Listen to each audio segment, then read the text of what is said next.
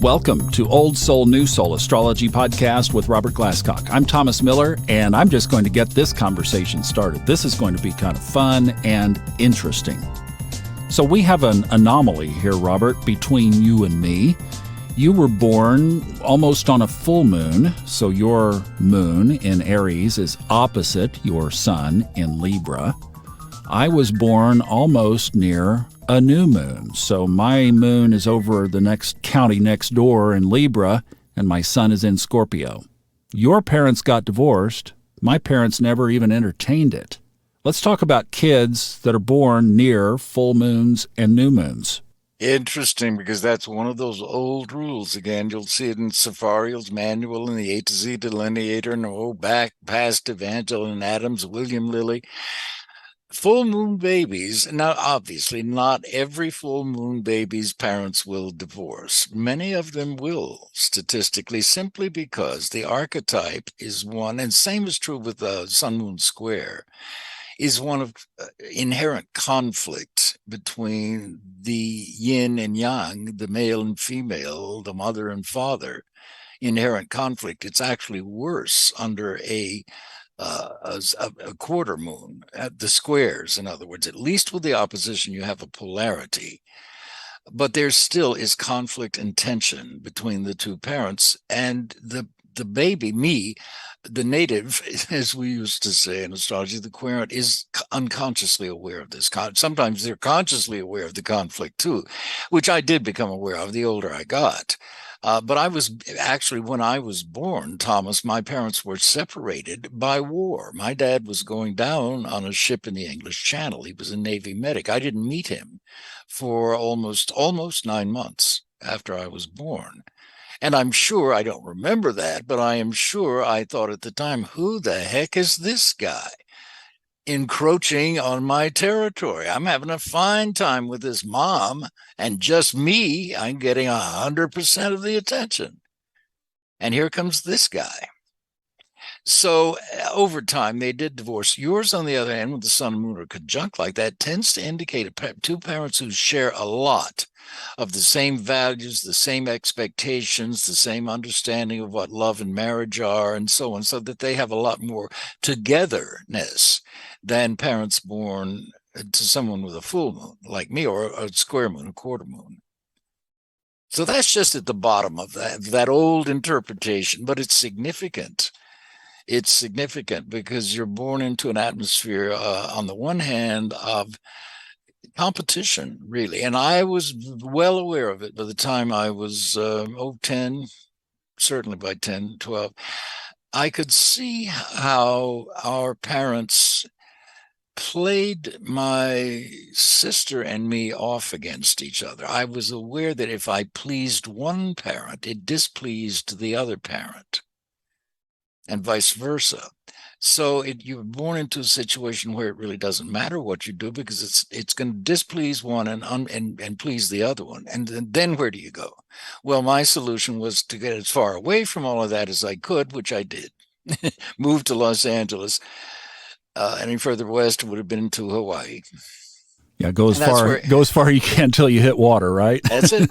And I was really aware consciously, even though I knew nothing about astrology. I thought, when I moved to Los Angeles, I was 20, and I thought, thank God, at least now I can start raising myself.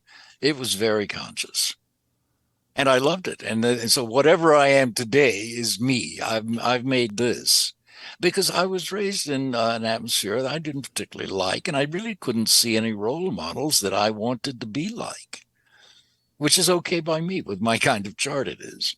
Now, I was going to ask this, so this is exactly the thread of where I wanted to go, and with this next question is this just related to parental energy, as you were saying, that yin-yang of the influence, the subconscious influence, even before you're born, of those energies? Is it only related to that, or can you bring it into other areas of life? I think it influences the whole life. And I completely understand a soul, I guess, like mine, who wanted to incarnate, but did not want to follow the traditional expected program of getting married and having 2.3 children and a collie dog and a recreational vehicle and living in a house that was just like 10,000 other houses built inches apart. That's kind of what I saw. I had very limited choices where I was born, but thankfully my dad liked to travel. Every summer we would take 2-week vacations, and I saw New York City when I was 5 at the first time, and I responded to that. I can still remember it. I thought, oh yeah, this is much more like it, because of the excitement, the diversity, the numbers of people, the endless opportunities to be whatever you wanted to be. I couldn't do that where I was born. And so I chose deliberately, I think, a set of parents who would love me, which they did, but who I did not want to be like.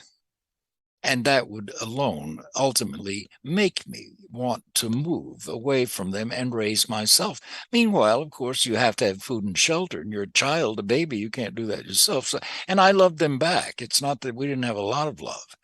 We did, but there was always that undercurrent of conflict and the fact that I really didn't like where frankly, I didn't particularly like either one of my parents. I didn't like how they behaved.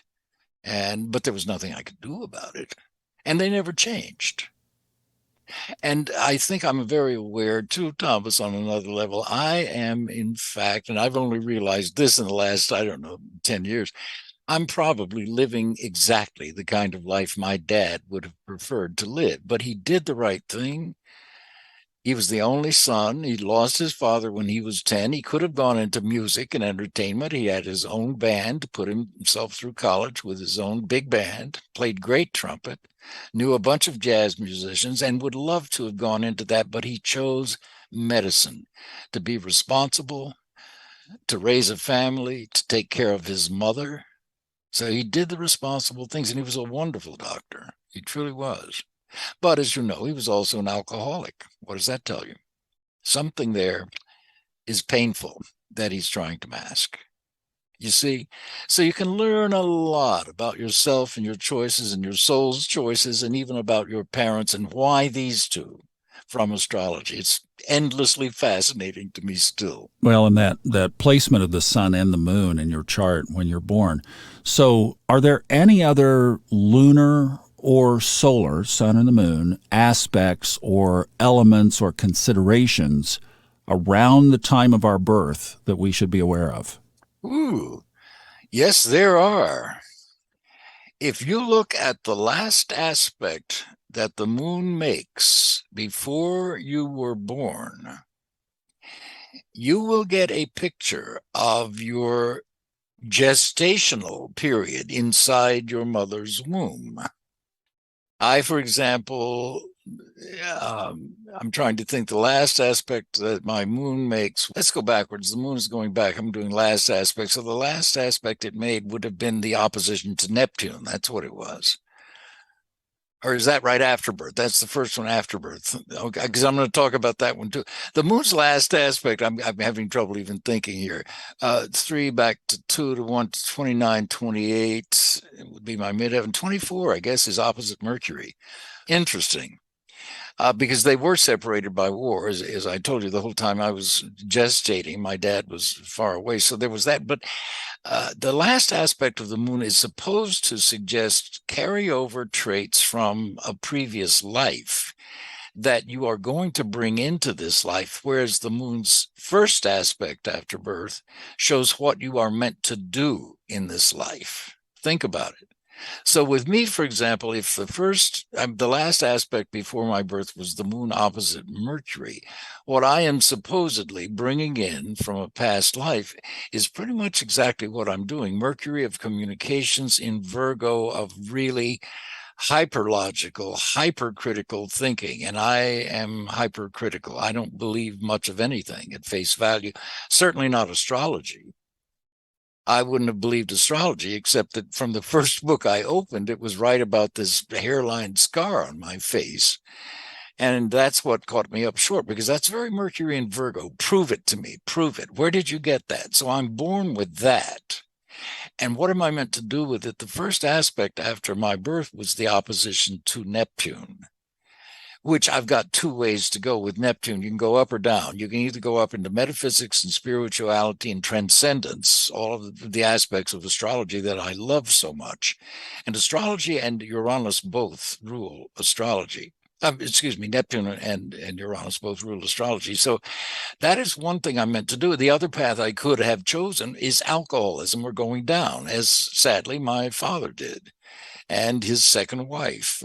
My dad lost his practice over alcoholism and his life over alcoholism. And I have been in touch with a past life of my own through Brian Jameson and past life regression of exactly that. And we talked about that, I think, in one of these podcasts about my living a life. And I was on my deathbed. And what was I dying of? Syphilis and alcoholism. I had spent the whole life doing nothing but drinking and carousing. And here I was dying from it. So I could have gone that way too. And that's the kind of milieu that I was born into. Every set of parents that I knew drank a lot. And we were not encouraged to drink young, but it was certainly available. And we did. We started drinking pretty young. So I was habituated to that kind of social drinking that, if you have this genetic predisposition, can easily turn into alcoholism, which thankfully through astrology I had to face and took care of. So that's how those two, and the same goes with the sun. The sun's last aspect before birth, in my case, would have been, the conjunction with Neptune. So I'm bringing that forward also from another life. And incidentally, the ninth house happens to be one of two houses associated with past lives. So I'm bringing that Neptune archetype in with this, and the first aspect that my son makes after birth, which is the square to, no, it isn't, it's the sextile to Pluto. Thank you. Almost the same degree as the square to Saturn, but it's a sextile to Pluto. So the idea of transformation again, Thomas, comes up with Pluto on my eighth cusp, not only transforming me, which I did by getting away, giving birth to myself again at age 21, and also through my work, as it turns out, I had no idea that I was transforming other people's lives, but that's what they have told me. And it's all through astrology. I don't think about this as me personally or particularly egotistical. It's not. It's using a tool, namely astrology, to help people understand how they can transform their own lives. And by making these things conscious, I think that's how it works. The energy, lifting something that's been unconscious and operating below the surface, bringing it up to the surface, acknowledging it, and showing how it works. Suddenly it empowers people. They're no longer operating under some hidden layer that's maybe working against them. Instead, they're consciously taking advantage of everything that they have chosen to be born with. Are you just using the Ptolemaic aspects here? To start. Yeah, start. Because in your chart, you do have you're brushing shoulders with Venus, but it is an 150. It's an inconjunct. It's a quincunx. It's a quincunx. And but you can certainly count that if you wish. I tend to use the Ptolemaic aspects. To start. So you could read that as a secondary type of position. Okay. All right. Good. And we'll put Robert's chart in the show notes. Thank you for this very interesting topic. And I would imagine if you guys have questions about this, you can leave us one on the Fun Astrology podcast homepage. Right at the top left is an orange button, and you can leave it anonymously or you can put your name in there, whatever you want to do, and we can play those on the podcast and answer your questions. Also, all of Robert's full contact information is in the show notes, our Discord channel, YouTube channel, all kinds of stuff going on. So be sure to stop by there for the latest of podcast happenings. Thank you so much for listening. We'll see you next time on the Old Soul, New Soul Astrology Podcast with Robert Glasscock.